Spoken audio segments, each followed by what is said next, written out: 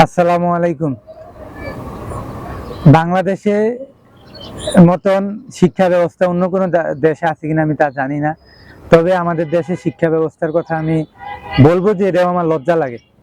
আপনারা দেখেন, বিশেষ করে যারা ডিগ্রিতে পড়ে, কত লক্ষ লক্ষ যুবকের কেরিয়ার ধ্বংস শুধু ডিগ্রিতে পড়ার কারণে। অথচ দেখেন ডিগ্রিতে কারা পড়ে, মূলত যাদের অবস্থা কিছুটা খারাপ বা ট্যালেন্টেড তেমন একটা বেশি না, তারপরে চাকরি করে এদিক দিয়ে নিজে লেখাপড়া চালা, এরকম পরিবারের।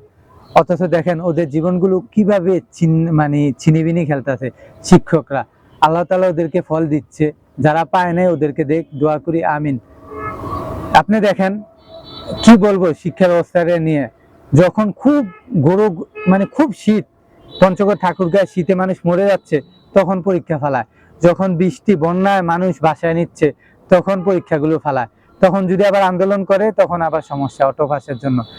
আর দেখেন, জোরজার মূল্যক তার একটা কথার মধ্যে আছে।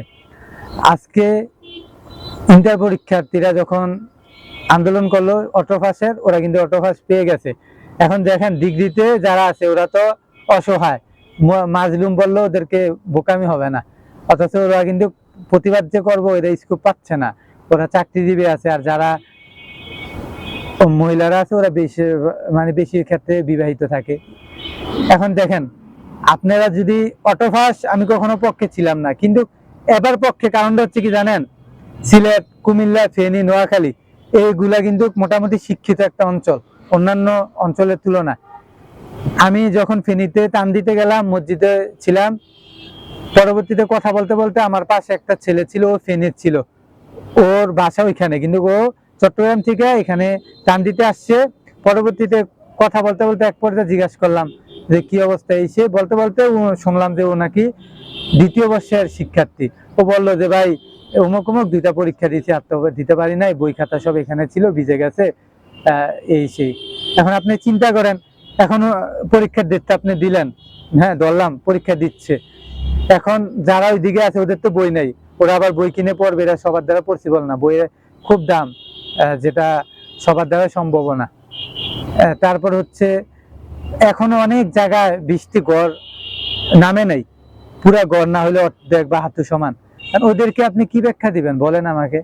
আপনি হয়তো জোর করে পরীক্ষাটা নিতে পারবেন, দেখা গেল ঢাকা চট্টগ্রাম যারা আছে ওরা হয়তো ভালো করতেছে ওদের তুলনায়। পরবর্তীতে ডিগ্রির থেকে ও যদি কখনো ভালো একটা জায়গায় অ্যাপ্লাই করতে যায়, তখন পয়েন্টের জন্য পারবে না, ওই সেকেন্ডে পয়েন্ট খারাপ হয়েছে এ কারণে।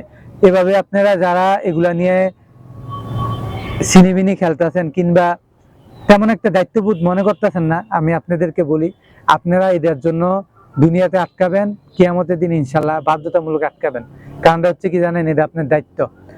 আপনি যখন একজনের ব্যক্তির আন্ডারে একটা খেতে চাষ করতে যাবেন, তখন যখন নিরাবেন, নিরাতে নিরাতে অনেকগুলো গাছ থাকবে, এদের আপনি অতিক্রম করে যদি যান, ইচ্ছা করে যা আমার 12টা পর্যন্ত সময়, আমি 12টা পর্যন্ত করে চলে যাব, এতটুকু যে আপনি ফালাইলেন না, এর জন্য আপনি জবাবদিহিতা দিতে হবে। অনেক অনেক ওলামায়ে বলছে যে আপনার টাকাটাই হালাল হবে না, বুঝছেন, ওইদিকে আমি না যাই।